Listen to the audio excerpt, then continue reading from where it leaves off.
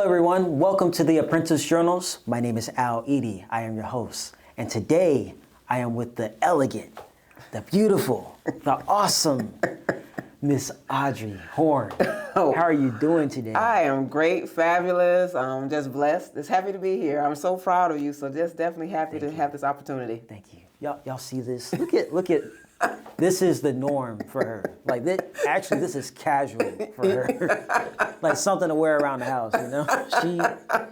We're going to get into that. Okay, But, okay. Let's take it all the way back. Okay. You know? We're going to get into it. What was life like growing up for you? For me, my first 5 years, I was in New York with my mother. So from birth to fifth grade, to kindergarten, I'm sorry. I was with my mother in New York until some incidents happened, and I was raised in my formative years by my grandparents. So really, New York, I got to see the hustle and the bustle of things, the melting pot. My mother was already in corporate America when I was born, so I got to see that life. My aunt owned a store, so she owned a corner store on one of the main strips in New York. My other family members were, hustling, bustling through New York and doing career jobs. So that's what I saw there. And then I moved to the farm with my grandparents. It was Where was that at? North Carolina. North Carolina. North Carolina, out in the country. So coming from the city, and then now you're going to a farm where you got to get your own eggs. They're killing pigs. You got to go in the garden. Your grandma having you make butter. So it was a shock for about maybe the first 3 years. I wanted to come back to New York so bad. But How old were you? I was 5. 5? Okay, kindergarten. okay. So I've spent from kindergarten to my first year in college with my grandparents. All right. So it wasn't like icky for you? No, I mean, my grandparents were good people. Just the biggest thing for me was, not knowing why you were separated from your mom. But I had a great childhood with my grandparents. They were married 60 years before my grandfather passed. Just seeing that strong male figure, my grandmother that was a great homemaker, even the neighborhood, everybody was married till death do us part. None of us as kids got in trouble. There wasn't teen pregnancy. None of us were drug people. None of us were in prison. You just saw strong men and women that loved each other until death do us part. Nobody had no outside kids. It was just, I almost felt like we were Quakers. It's like, but to see that in the Black community, that everyone owned houses, everybody was community. Like whatever my grandfather grew, he took to the neighbors. Everybody, if somebody hit a deer, everybody got some deer. If somebody killed a pig, so just really seeing community. My grandmother, as women, they made quilts, so the quilting bee would come over. You see them doing quilts, and everybody got these warm quilts. So just seeing that growing up, it was just amazing. That's good. That's good. What was it like, that transition, like into middle school and high school for you? In our family, I had the coattails of my mom because she wound up graduating valedictorian. And with her being born in 1950, that was a period of segregation. So by the time she graduated valedictorian, she was getting scholarships to colleges where they were predominantly white, and she was breaking that barrier. She chose not to go to the colleges in North Carolina. She actually followed the older siblings to New York, and that's how she got to New York. Because most of the older siblings, out of my grandparents' 12 children, most of them moved to New York, the big city. I think that was because my grandmother was born in Baltimore, but my grandfather was North Carolina. All over the place. Yes, all over the place, but that East Coast. So I think my family was yearning for that that city life because, you're dealing with North Carolina. My grandparents were born in 1911, 1910, so that's still Jim Crow in the South. Yes. So, you're growing up in that. You don't want to do that for the rest of your life. You want to kind of go to the city. Did they kind of raise you with a different mindset to not kind of oblivious but still aware to that? The one thing I love about my grandparents, even with my mom, when she talks about it, they never talked about Jim Crow. We never in our household talked about white people, or we just lived. We just enjoyed life. Even, going to New York, that was never a topic in any of my family because we grew up in a melting pot. You grew up with Jewish people, you grew up with Italians. So that was never a topic. And my grandfather and my grandmother never, ever. That's good. And believe it or not, KKK was around us, but they were never like that. And I mean, he wasn't a timid man. You rub him the wrong way, he might hurt you, but it never was a topic. We never had excuses of, it was never any of that. Okay. So we wasn't raised that way. So when you saw people, you wasn't scared, we don't so talk to them. It was never any of that. Gotcha. High school. High school, for me, I was in sports. Thought I was going to graduate early, and they added some more electives on. I could have actually graduated at 16, but but they added some electives on, so I had to do like one class in my senior year. And ultimately, I got scholarships somewhere. I had other options to get scholarships like Tuskegee for engineering. I took the Navy exam, so I could have went to the Navy. I had the opportunity to also work for the FBI as a secretary, but I didn't want to go because they just basically was going to drop you in the middle of D.C. and you had to figure out everything for yourself. And I'm like, I don't think I'm quite ready for that. So my first year, I wound up going to North Carolina A&T, which was like 3 hours from my grandparents. Far enough where they can't ride up on me, but still I have the opportunity to go home and, family cooking and that things. But so. Was it like North Carolina A&T? Was it kind of like on Drumline a little bit? For those that don't know, Drumline, Yeah, the black college life, the HBCs. But the thing was too, one thing about those schools, people just think it's the party life. I remember I would try to do the party thing, and you go in these classes like your calculus 4 classes, and you really like, I'm gonna be honest, you got a hangover, so you're trying to sit in the back of class. But those professors, they're like, Horne, come on up to the front, so they really held you accountable. So that's the one thing about, people that, like I said, you have the wrong perspective about these colleges, but you have some professors and teachers that they hold you accountable, because it's not just, it's your life. So you always want to put your best foot forward. All right. What did you major in college? First, I thought I wanted to be a teacher. Then I was like, I want to do engineering, and then I went to accounting. So finally, it ended in computer science. So it's safe to say that it wasn't I already know I want to do. Oh, no. Because I thought I wanted to be a teacher. That was my one goal. And I was like, even though I like, but, I don't know if I want to deal with people's kids. Yes. You go through that process, and then when you find out how much teachers make, am I really that passionate? And I appreciate all teachers. I don't want to knock y'all. Yes, I appreciate what y'all do. Yes. But I was like, that's not really for me.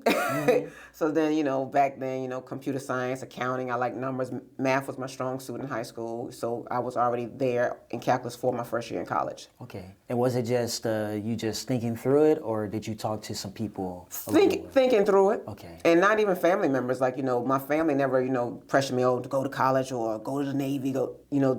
One thing about my grandparents, they let people make their own decisions. So, it's, these are your choices. Because ultimately, you got to live with it. Somebody force you somewhere you may not like where they tell you to go. Yes, that's good.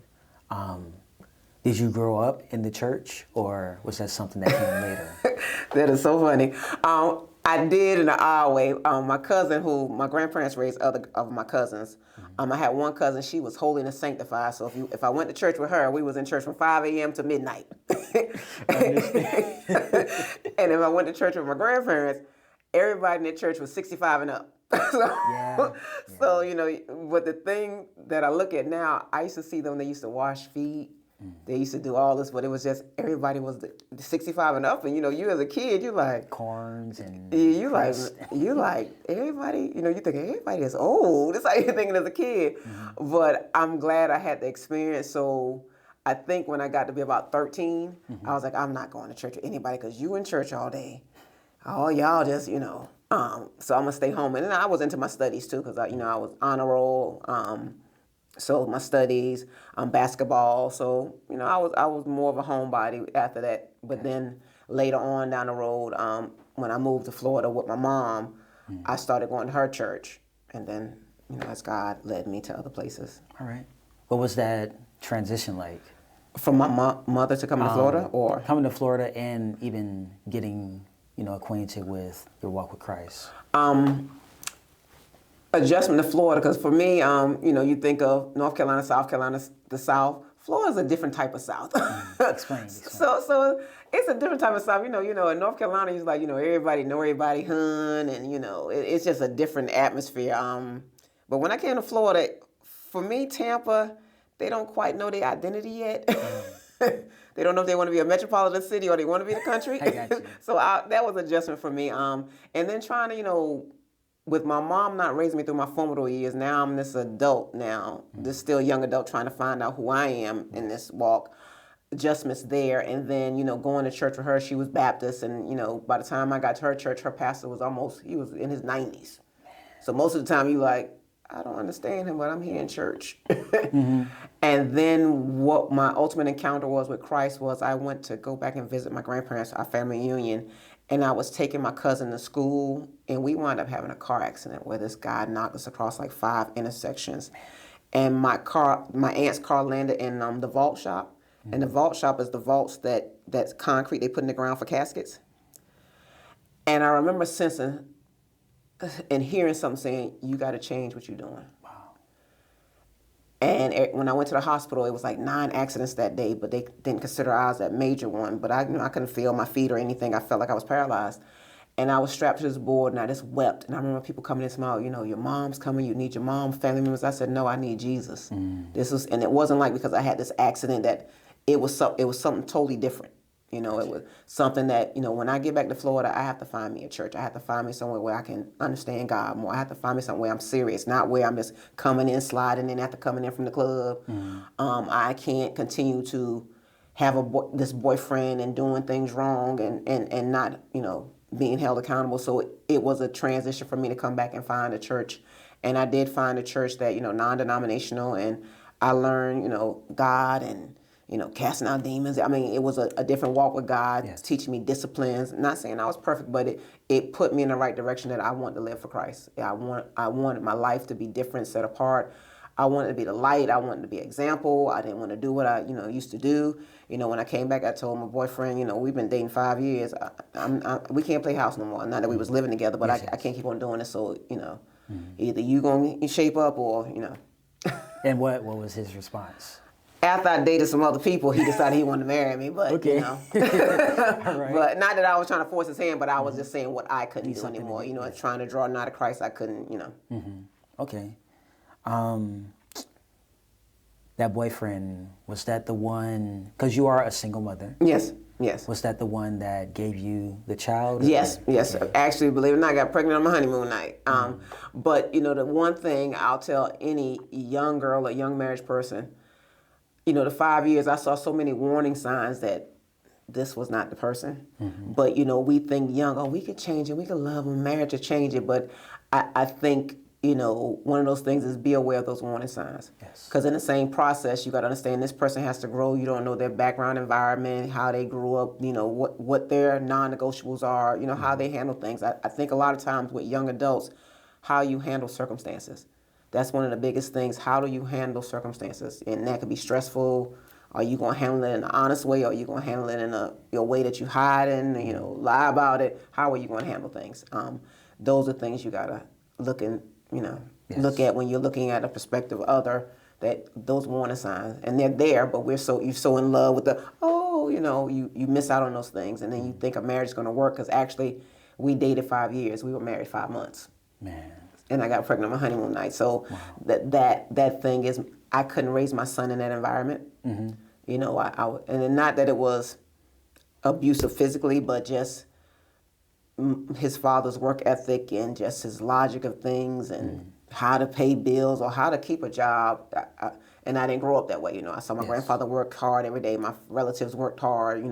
That's all I know is work. I've seen those examples visually. So it really didn't work out. And I was okay with it, because you one thing about me is I take the hits. I'm either going to learn from it or not to do it again. Okay. So. All right. What was it like raising? Because you have a son. I have a son. With the son, I put my life on pause. But the one thing, too, I wanted to make sure I didn't emasculate my son.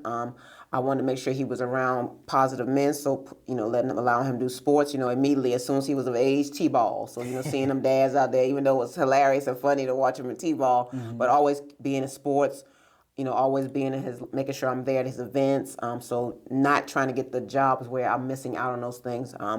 Being part of the PTA, being part of, teachers speaking. So really being involved in his life, making sure I'm there, like birthdays and things like that at the daycare center.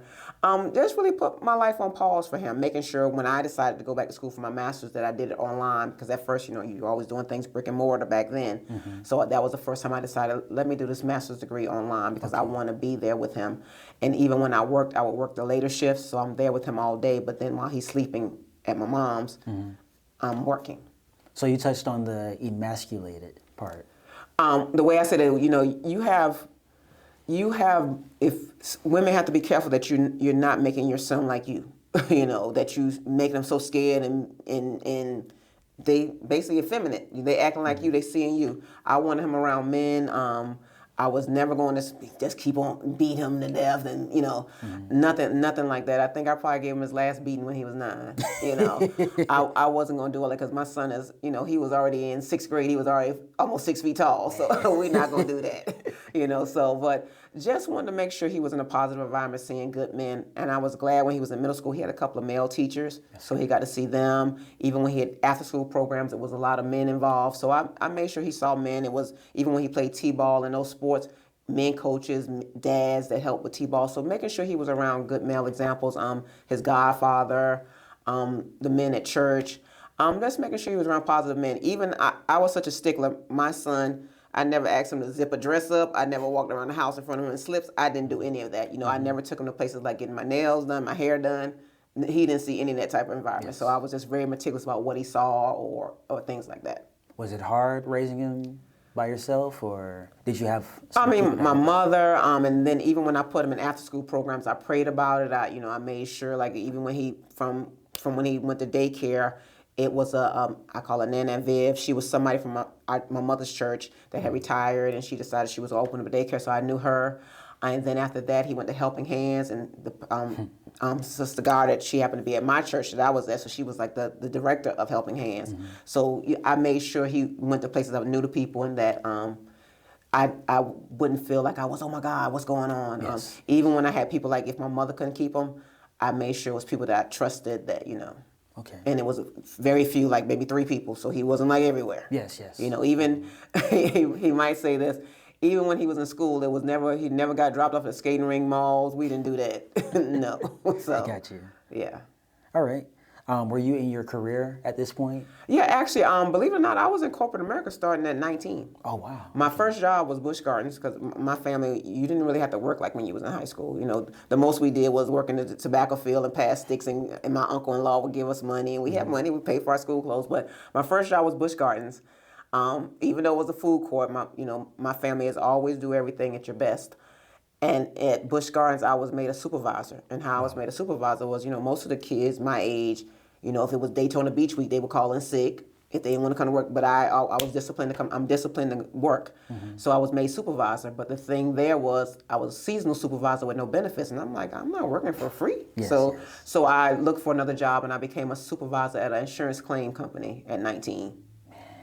At 19. I think I worked there for about maybe 8 months. And the one thing when you're a young person, mm-hmm. trying to manage older people than you.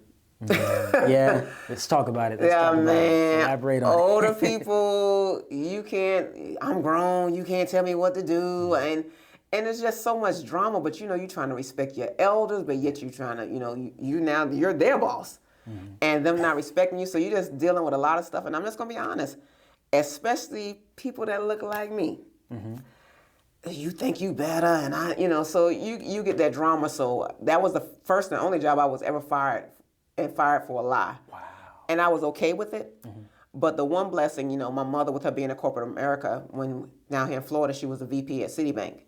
So your mom, I must say, I'm a nepotism baby. Mama was like, I need a job. So, she knew somebody at Citibank, and I wound up getting a job and working at Citibank for 10 years, moving up the corporate ladder, moving around, but because of my mom. So anybody can help their youngsters, help mm-hmm. them, So I appreciate that for her. Did that for 10 years, and then having a son, mm-hmm. I knew when he went to school, I wanted to put him in private school, but at the time, banking really doesn't pay. It doesn't pay. So I actually, back then, I was making $16,000 a year with the child. God bless you. Yeah, so definitely, and then most time when you're in companies and you get your degrees in the company, it doesn't mean that you're going to get more money because you're already in there. Mm-hmm. So when I started working at the time, GTE, which is now Verizon, got a boost, just great benefits, great benefits. So I was able to put my son in private school, and it's so amazing how God did it. Mm-hmm. I trusted God. I was like, God, something got to give. I'm trying to get this young man, I'm trying to get my son in private school, and I don't see the door opening. The week before he was supposed to go to private school, I've already signing papers and trying to pay and stuff. The week he was supposed to go, that's when GTE called me. Wow. And not GTE Financial, right? Well, it used to be GTE. Verizon was part one company was GTE, and then they merged with other companies. But okay. yeah. All All right. And GTE Financial used to be they used to be the credit union for GTE. Wow. Yeah. Okay. So started working there. And I've actually been there 27 years. So I started when my son was 5, but has opened doors, just opportunities for for me and my son with Verizon. But yeah, corporate America in 19. You were able to travel with Verizon travel. too, right? And I waited to do that when my son was out of high school. I never wanted to do the traveling while he was young and miss out because when I traveled, I was traveling to India, Philippines, and all over. So I never wanted to do that while my son was young because it made me think of my mother. Her not raising me all my years, and she did traveling. Those are opportunities you miss out on. You can never get that back. Even though I'm grateful that her parents, my grandparents, took me in, but still as a child, you like coulda, woulda, Yes. So you miss out on those opportunities. Okay. Anything you would do different? Well, as far as a relationship, I love my son. Just like I said, the warning signs for my son. For my career, I think the biggest thing with my career, and I'm still learning this to this day, I'm going to always be a top performer. I'm not going to be who they think I should be because a lot of times in corporate America, they try to label people as the angry black woman. That's not me at all. That's not me at all. And they do that, corporate America, people try to intimidate you. And if you don't, do it the way they want to do it, but I got to follow Christ. I have to be an example for Christ. I can't get that political thing now with corporate America. I don't step on anybody's toes. I'm going to tell you the truth. I'm not going to tell you what you want to hear. I'm not into cliques or anything like that. I'm not trying to, like I said, step on people's backs to get to my next level. I just believe hard work and dedication and integrity is going to get you there. So if anything, I probably wouldn't really do too much different. Because I really can't complain about my career because, Verizon, as well as even Citibank, has afforded me things in life that I can't really, if I didn't have this opportunity, I wouldn't have the things that I have right now, or even create my character or create my life without those experiences. So I don't think I would really do anything differently besides the relationship of looking at the warning signs. And even in that, I got married again. Okay. To somebody who I thought was a friend. And a lot of times, we tell the new person what the first person did, and they do worse than the first person. Wow. So made that mistake there, but I thought I made a sound choice because the person had 2 boys, and I thought, pair them up together. Yeah, pair them all together, they would be great, but still, didn't work out. But I'm not, not negative against relationships. Not saying, oh, I don't want to ever be married again. You just do things wrong, and you learn from it. Yes. So. Even the Bible talks about it, adjustment, falling a few times. You learn from it, so. So for that person in corporate America who may find their backs up against the wall, a 19-year-old, what would you say to them to kind of get out of that rut? The biggest thing for me, which I always do, I'm a visual person. I don't look at what you say. I look at how you actually act. That's even me being on people's teams as them being my leaders or me being their direct report. A lot of people say things, they get caught up in their titles. Like, for instance, leaders, you're either a leader you want to follow, or you either a leader because you just got a title, or you're a leader because you know something. I want a leader that I want to follow. That's what I love about my pastor, but a leader I want to follow. But a lot of times you have people in leadership just because they have a title, they're still trying to figure out who they are. So either they want to lord over you. So you kind of watch and you kind of, see the rhythms or see how these people operate so you can move through the corporate America. Yes. So I'm going to say always look and listen. Don't get emotional. You cannot get emotional in corporate America because a lot of times you're creating perceptions or what people think about you. So if you get emotional, you're already giving them, oh, I thought this about you already. Gotcha. So I'm gonna say this: be very visual. Definitely be timely, and don't do what everybody else do. Like for instance, me being in Verizon 27 years, a lot of my friends, they was still in customer service after 27 years. I've actually done about 11 positions in 27 years. So getting the opportunity to have more knowledge, have more experiences, whereas you have somebody that's been doing the same thing for 27 years. I believe in investing in myself. I'm always teachable, learning something new. Actually, right now I'm working on my 3rd master's. Come on. Because my company pays $8,000 a year for me to go to school. Why would you not take advantage of it? They also even pay for 2 certifications a year. Wow. Why would you not take advantage of that? Especially in 27 years. Man, that's good. Let's go back to the traveling. Okay. You're able to travel while working for the company. Yeah. So speak about those experiences. Well, believe it or not, traveling was something I wrote in my journal when I was a teenager. Wow. I just never thought I would be traveling with somebody else paying for it. And the one thing about travel, got the experience to fly first class, Dubai, Korea, Paris, London, and just seeing a different side. The business conference rooms, just it was just an experience, and especially going to India for the first time. I remember when they called and said, we're going to be doing all this sightseeing in between, doing business stuff, and we're going to go into temples, and they're going to do the dots. And I was like, no, I can't do that. I'm a Christian. I can't do that. And I remember when I told the lady who made the reservation, she was like, she was like flustered. Like I said, well, they can't put a dot on my head. I'm not going to be going to temples bowing to their gods. And she was quiet. So then she had my director call me, and my director was like, well, so-and-so is concerned because you're saying, you're not going to be doing this. I said, well, I'm a Christian and I can't do that. Everybody can't be touching my head and putting dots. I can't do that. And she was like, well, you might offend them. And I'm like, they're going to have to be offended. So, but once again, reading between the lines, they had already bought the ticket. And the one thing about airlines, the money doesn't go back to the company. The money goes to the person. And these are expensive tickets. They're paying $16,000 for us a round trip and airfare. That money would come back to me as a credit. So I was like, I'm going to go regardless. Yes. But I think they were looking for me, so okay, I'll just give in. And I didn't give in. So I actually went and enjoyed myself in the places they took and the places we ate. But when I went into the office and they tried to put the dot in the greetings and stuff, I was like, And by the time I went the second time, they knew that I wasn't doing that. But it was so amazing when I got back the first time. It was like when I came back in my home, it was like God said, where much is given, much is required, because that was a test to see what would I do in an experience like that, I believe. That's good. But traveling was great. I mean, I can't complain. The experiences, the food, the culture, the people, it was just different experiences. And a lot of these places, when I first went to India, I remember seeing how they lived, because we went to like the rural parts of India, and I wept. Wow. Because you're seeing these people, I mean, I've never seen so many people in my life.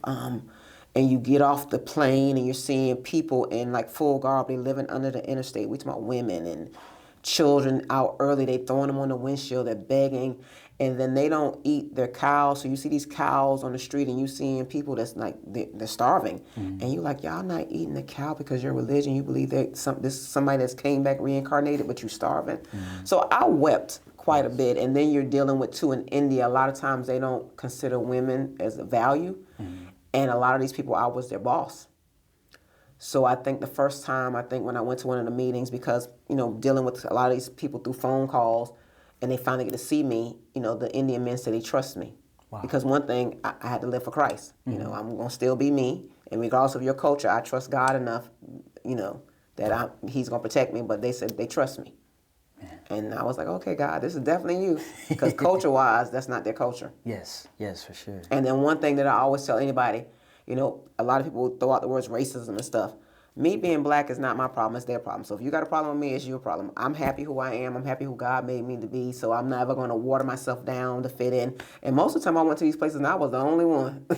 In India and in Philippines, they're like short people. So I'm like this tall black woman, they just looking up. Sticking out. Sticking out. So, and I'm definitely glad, because that part in Psalms 23 where it says, yea, though I walk through the valley of the shadow of death, I will fear no evil. I never was fearful about any of these places I went to. Like, something can happen. People's like, it's demonic over there. And I get it. It's demonic everywhere. Yes. But I never was scared because I knew God was with me. So I enjoyed the travels. I enjoyed the, the experiences. Enjoyed getting my passport, filled up. Just, I took it for what it was worth. Just the experience, and the company was paying for it. That's good. Man, that's good. So as far as your fashion, let's talk about that. Because well, my family, they're all dressed, because New York, everybody dressing, everybody dressed in New York. And then my grandparents, they was dressed as, my grandfather, we couldn't iron on Sundays, but my grandparents was like the suits, the nice, beautiful A-line dresses. Yes. So I came from a family of people that dress, I had an uncle that hats and cousins, chinchilla coats, so I saw fashion always, never not knowing. I remember one time too, my mother bought me a Gucci purse at 7. You know what the purse was. Throw it in a toy box, you don't know. Yeah. But things like that, leather purses, and you just always seeing fashion. Like I said, New York, we dressed, my cousins, everybody dressed. So grew up on that. even with Jordan, him being little, I always made sure he had the nice little suits on and the sneakers, you know. But I always say bougie on a budget. I don't go in there for clothes. Explain. Bougie, I'm a salesperson. I'm a person that, you know, I want a deal because at Citibank, I used to work in letters of credit. And I saw how much stuff really cost when it came over here. We add that retail price on. Like, for instance, Levi jeans, they really come over here like $2. And then we add on the retail, and then now $100 pair of pants. Wow. So I was like, I'm never going to pay this much when I know these things are that expensive. So I don't mind going to a Rainbow or Ross. I don't mind doing that because same stuff anyway. It really is. Even when people say stuff is irregular, most of the time irregular may mean one string was out of place. You know, so, but just, I try to be on a budget. I try to shop off season. Like, you know, when Dillard's used to have the New Year's sales, I would go in there and rack up. So that's really your summer clothes or your winter clothes, and just do that, and you just start building your closet up. Wow. And then I'm a shoe person. I'm gonna be honest. I'm bad. I'm bad. Ooh, No, you're not bad. Trust me. No, I got about 400 pair of shoes. I'm bad. That's your thing. It's my thing, you know? But I can't tell what all of them are. Like if one is missing, I'm going, now what? Hold it. I'm going through all my closets. I know where everything is, and I kind of know what I want to wear. And the one thing about me is I don't really have a problem knowing what to put together because I put my clothes out 3 months in advance. Like I'm going to go on vacations. She said all my closets with the S. So I know how to lay out stuff. So I'm already laying out the accessories, the hats and the shoes. I already kind of know what I'm going to wear. So when I get up in the morning, I already know what I'm wearing. That's good. So I don't have that where they say it takes women so long to get dressed. All my stuff is already out. That's good. Hey, that's a blessing. So that gives me more sleeping time. You know, I'm out the door. I'm able to, you know, be timely. So that's good. And I've been doing it, you know, my grandfather really taught me that discipline of time. You know, my grandfather used to get up at 3 a.m. in the morning to feed the farm and then go do his job. So I'm like clockwork. I'm a timely person. That's good. Let's go back. Let's go back a little bit. Okay. You spoke of growing up with your family and your mom being in a Baptist church, and then you went off to a non-denominational church. What was it like transitioning from that? Because I know some people, some churches, they have traditions that they keep. Yeah. Let's talk about those traditions.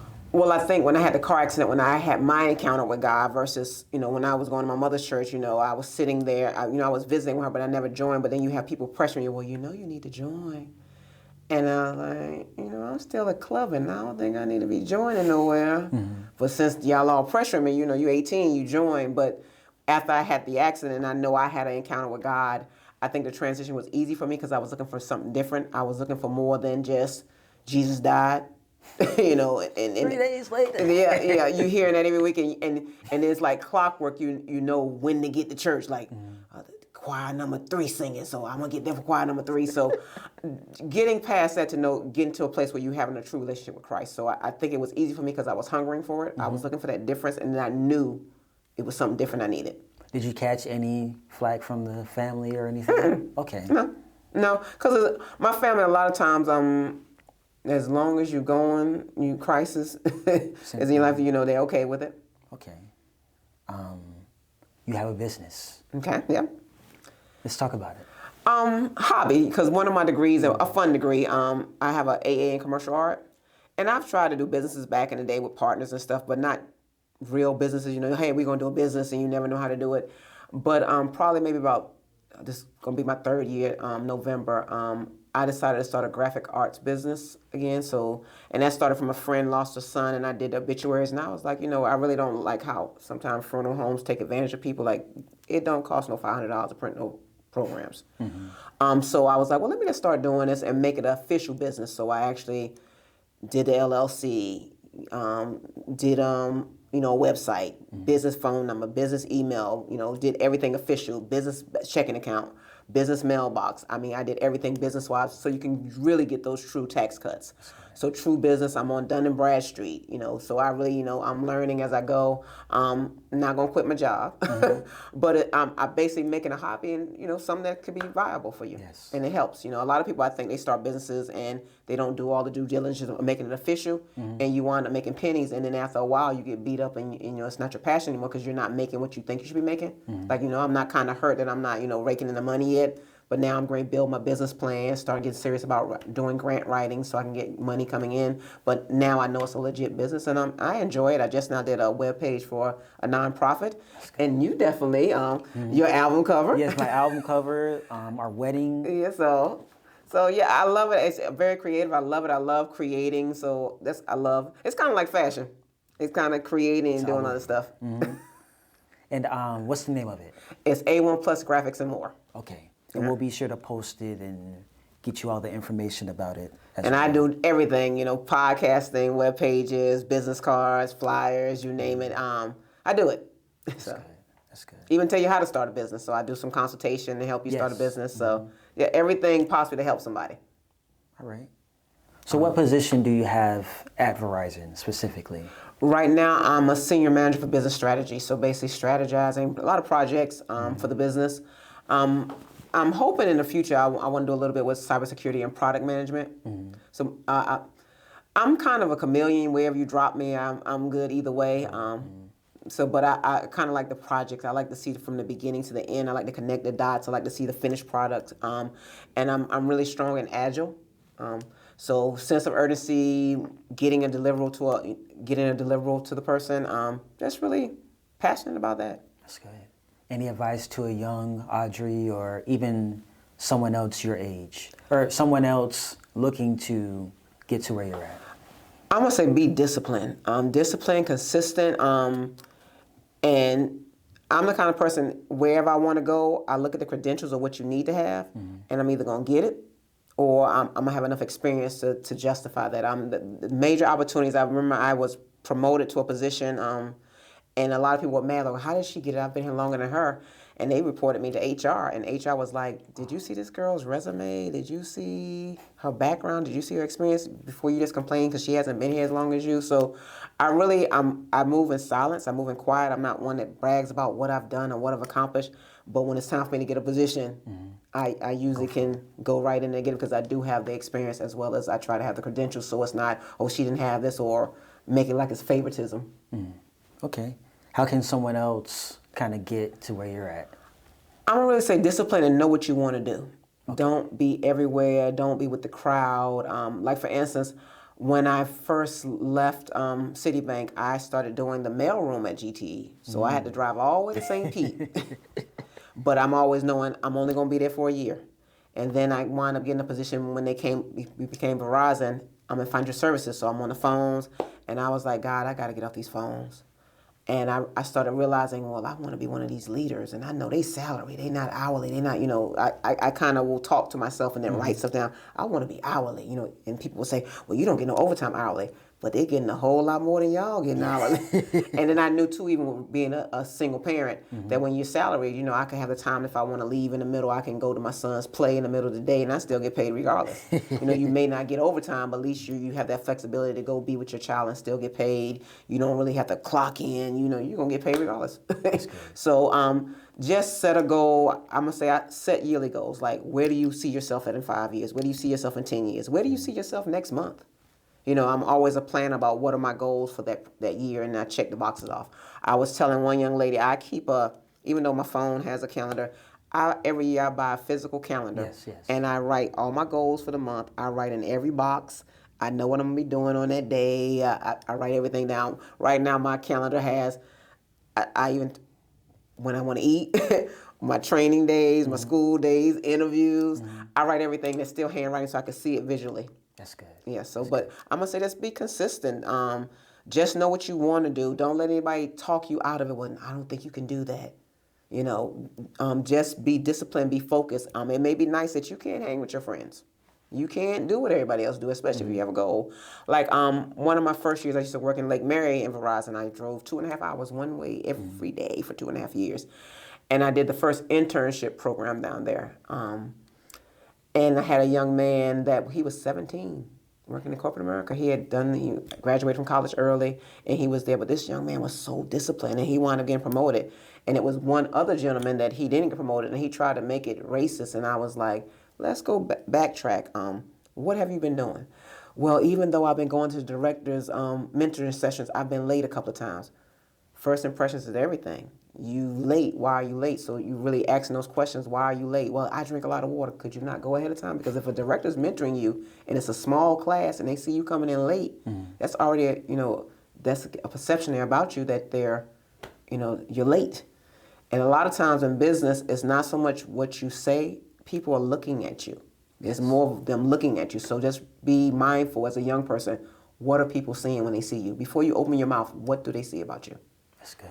That's good. That's even in your dress, your appearance, your performance at work. What do they see about you? Are you always in a group chattering? Are you always in the middle of chaos? What do they see with you not even opening your mouth? That's good. That's good stuff right there. I'm always that person. I'm going to see something in somebody, and then when you're on my team, I'm going to find that person I'm going to train to take my job. The one thing about leaders, you can't be scared that somebody's going to take your job. You want to give it to the next generation. And as you know, too, I did media at church, and my ultimate was to pass that baton to the next generation. You don't want to be doing it forever, and then you don't want to have this mindset that the world's going to stop because you're not doing it. You want the next generation to do it. You want to teach. You want, you don't want to lord over anybody. You don't want to be a micromanager. You want to teach and pass the baton so you can rest and sit back and see the flowers. So I'm definitely that person. So if anybody wants any advice on what to do, I'm flexible to that too. So if you want to, DM me and ask for some advice or career moves, I'm available. So that's good. Let's get to the fun stuff. Okay. Music. So, me and this lady right here, we are music heads. Like, we're geeked out about different genres and everything. Mainly gospel. Yes. What is on your playlist right now? Now, the funny thing about gospel music that we geek heads, I can't sing a lick. I'm tone deaf. But I grew up in the era of the John P. Keys, the Fred Hammonds, and I used to go to these conferences with one of my friends, Dr. Teresa Lewis, believe it or not. We would get in the car and go to the Bobby Jones gospel things in Miami. So we would go to Georgia and go to the John P. Keys recording. So just love that music, grew up with that. So on my playlist right now is I have a lot of playlists where I do urban gospel, so that's, Pastor Mike. But CeCe Winans, I love her. CeCe Winans can get you, if you're going through anything in life, CeCe Winans can sing anything. She can sing the Barney song for me right now. She can sing, Dora. But CeCe Winans, I love Donnie McClurkin, Todd Delaney, old Kim Burrell, old Commission, and Fred Hammond. The old school, and then my ultimate best is Daryl Coley. I don't think he ever got his due when he was living, but same. I'm that old school James Moore. That's what I like. That old school, but that's rotation old school stuff. Okay, what's the go-to right now though? Like every time I have to hear this. Right now I'm doing like a playlist with Donald Lawrence on it, CeCe Winans, old Winans, just a playlist of everything, even some of Marvin Sapp old ones, Jason Nelson and Jonathan Nelson old ones, just real singing with choirs. Yes. That's what I definitely love. Bring back the choir. Bring back the choirs. Real authentic. The authentic choir that you hitting the harmonies. Definitely the Donald Lawrence era. You just their songs. Encourage yourself. It's just so many. Even for Kirk, was where he was now. The family, the old ones. Because I remember seeing them in concert too. It was just amazing how they did it back then. Just really some good concerts. Even the Clark sisters. Those old ones like Simply Karen, her first CD. Just amazing music. Thompson Community Singers. Just a lot. Yeah. Walter Hawkins, Tremaine Hawkins, just those when people were singers. Yes. Like it wasn't so much of trying to get all the likes and followers. You was just singing for God. You might be somewhere for 3 and 4 hours in a concert. Richard Smallwood, those type, singing. So that's where I am. That's good. That's good. And not to say some of the young ones. I like the Walls groups. When they stay in a vein that I can listen to, but like the Walls. Understood. So it's a couple of new ones I could deal with.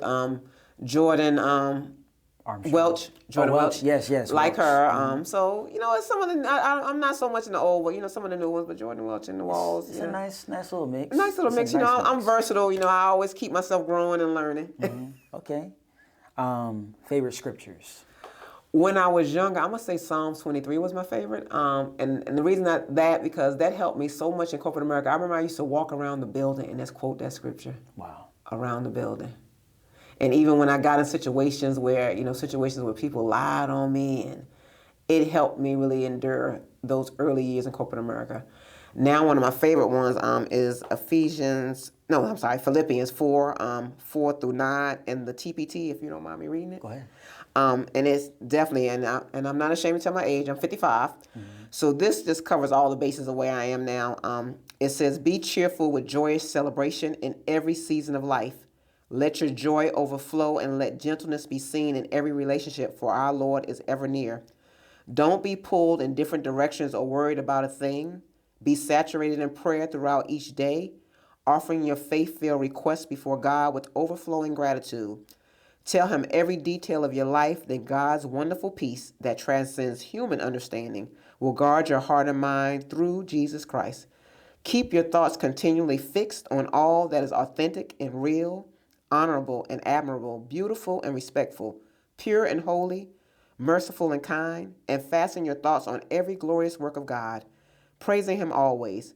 Put into practice the example of all that you have heard from me or seen in my life, and the God of peace will be with you in all things. Amen. So that covers everything where I am in my life.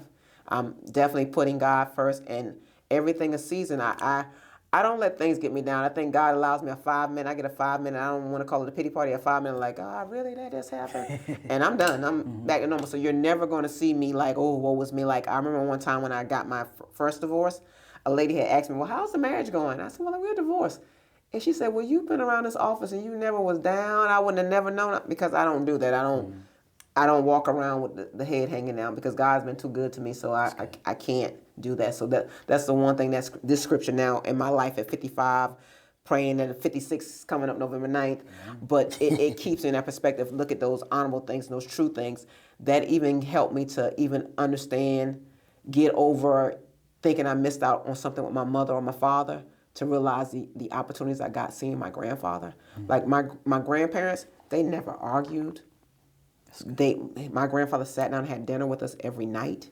We watched TV together. So the true and honorable, if I had not been raised by my grandfather, I don't think I would be the person I am right now. That's good. I probably would have been somebody in New York, probably, I'm not going to say in jail, hanging, doing some crazy stuff. So I'm appreciative of the life that God has given me. And this scripture just brings all those things back to reflection for me that, wow, God, you had me all this time. And now I can now put it all together and go, wow, thank you. That's good. Well, this has been another episode of The Apprentice Journals, and this is Audrey Horne. The elegant Miss Audrey Horne. Thank you. Thank you all for tuning in, and we'll see you next time. God bless.